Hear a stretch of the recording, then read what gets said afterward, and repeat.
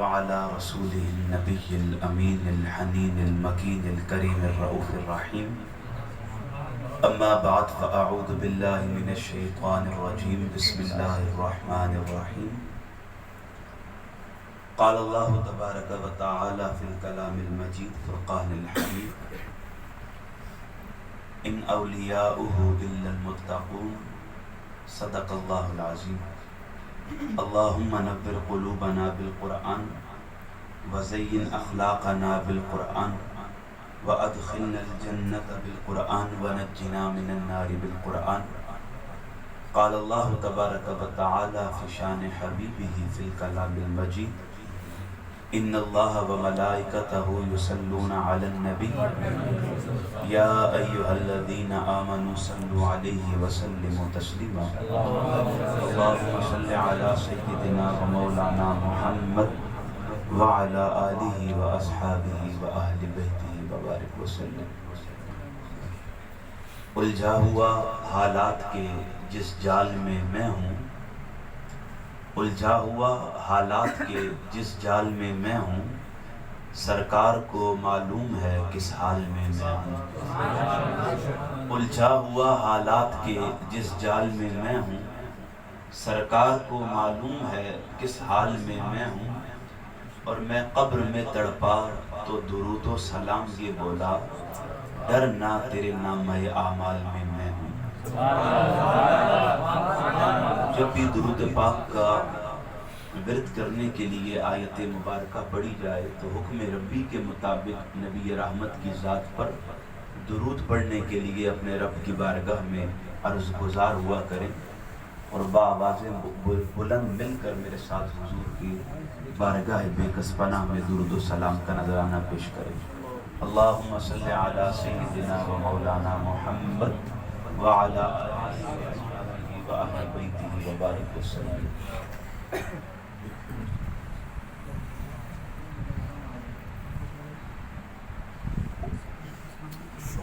نعرہ تکبیر، نعرہ رسالت۔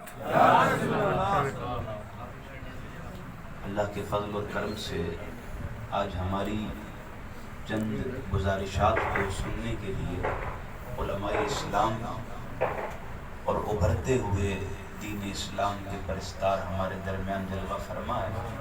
اللہ رب العزت ان کے علم اور عمل میں برکتیں نصیب فرمائے۔ یہ ساؤنڈ والے بھائی کو کہیں اس کو بند کر دیں، نہیں کوئی ایک سیٹنگ کرے، اوپر نیچے ہو رہی ہے آواز، کم زیادہ ہو رہی ہے، کم زیادہ ہو رہی ہے، ایک سیٹنگ کر دیں۔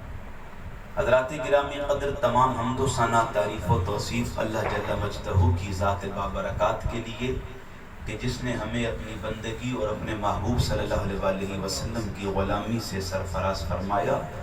یہ اللہ کا خاص فضل اور کرم ہی ہے کہ آج ہم سب یہاں طاہر بھائی کے گھر جمع ہو کر اللہ رب العزت کا اور اللہ کے نبی رحمت کا اور نبی رحمت کی امت میں ولایت کے سردار سیدنا شیخ عبد القادر جیلانی کا ذکر خیر کرنے کی سعادت و اعزاز حاصل کر رہے ہیں۔ دعا کریں اللہ رب العزت ہمارا یہاں بیٹھ کر یہ ذکر کرنا اپنی بارگاہ میں مقبول اور منظور فرمائے۔ میں تہ دل سے شکریہ ادا کرتا ہوں ناظم تحریک منہاج القرآن کراچی ڈویژن محترم جناب جنید مرزا صاحب کا، بالخصوص ہمارے صابر بھائی کا اور شانور بھائی کا، جنہوں نے یہ موقع آپ کے حکم کے مطابق مرحمت فرمایا اور میں حاضر ہو گیا۔ حضرات گرامی قدر، اللہ رب العزت نے حضرت انسان کو کسی بھی لمحے ہدایت سے محروم نہیں رکھا۔ کوئی گوشہ، کوئی لمحہ، لہجہ، گھڑی، ساتھ، وقت ایسا نہیں ہوگا کہ جب کسی دور میں بھی حضرت انسان کو اللہ نے ہدایت سے محروم رکھا ہو۔ اللہ جل جلالہ نے اس دنیا میں ارض و سما کی کائنات میں جو سب سے پہلا انسان اتارا وہ بھی اللہ کا نبی تھا، جو انسانیت کی رشد اور ہدایت کے لیے جلوہ فرما ہوا۔ اللہ رب العزت نے انبیاء بھیجے، رسل بھیجے، صحائف اور کتابیں نازل کی کہ اس حضرت انسان کو تاریکی سے نکال کر روشنی کا سفر طے کروایا جائے، اور اس روشنی کا سفر طے کروانے میں سب سے آخری کڑی، دیوار نبوت کی آخری اینٹ میرے اور آپ کے کریم آقا حضرت محمد مصطفیٰ صلی اللہ علیہ وآلہ وسلم کو بنا کر جلوہ فرما کیا۔ اللہ کے نبی حضرت محمد مصطفیٰ صلی اللہ علیہ وآلہ وسلم جس طرح نبوت میں مہر ثابت ہوئے، جس طرح اللہ کے آخری نبی بن کر آئے، اسی طرح ان کے سینہ اطہر پر نازل ہونے والی کتاب لا ریب قرآن کو اللہ نے آخری کتاب بنا دیا۔ اب نہ کوئی نیا نبی آئے گا اور نہ ہی کوئی نئی کتاب اور شریعت آئے گی۔ جب اللہ رب العزت نے ہر شے کا اختتام کر دیا، تب بھی رشد اور ہدایت کے سلسلوں کو جاری و ساری رکھا۔ نبی کریم علیہ السلام کی ذات بابرکات کے فیضان سے اللہ رب العزت نے بنی نوع انسانیت کی رشد اور ہدایت کے سلسلوں کو چند صورتوں سے جاری رکھا۔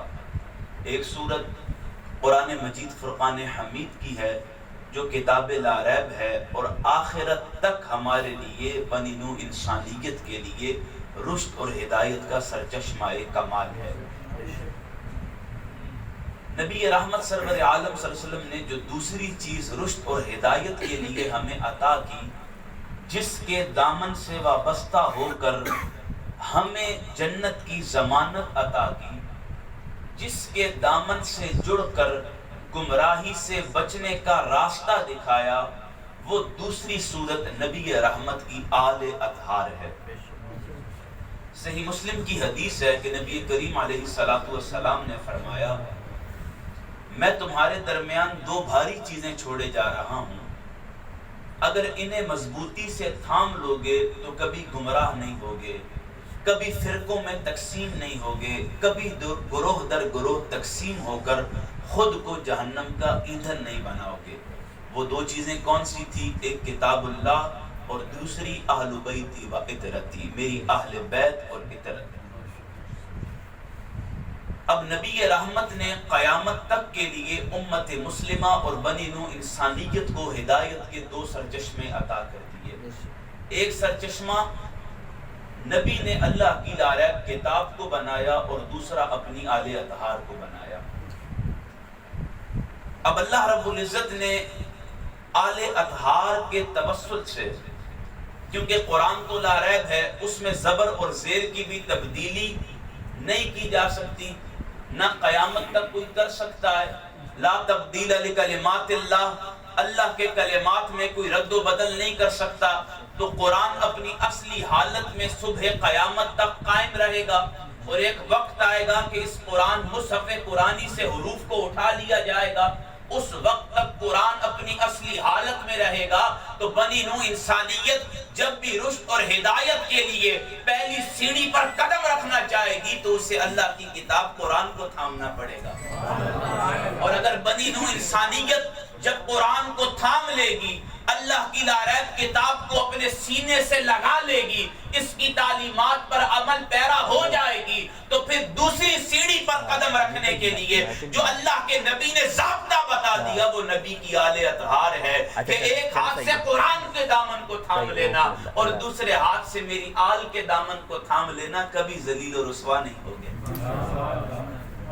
اچھا، قرآن کو تو تھامنے کا حکم دیا گیا، وجہ کیا تھی؟ کہ قرآن ہدایت ہے، قرآن نور ہے، قرآن اللہ کی طرف سے ہمارے لیے فیض کا ایک عظیم سرچشمہ بنا کر بھیجا گیا ہے۔ دوسری چیز کیا بیان فرمائی؟ اہل بیت۔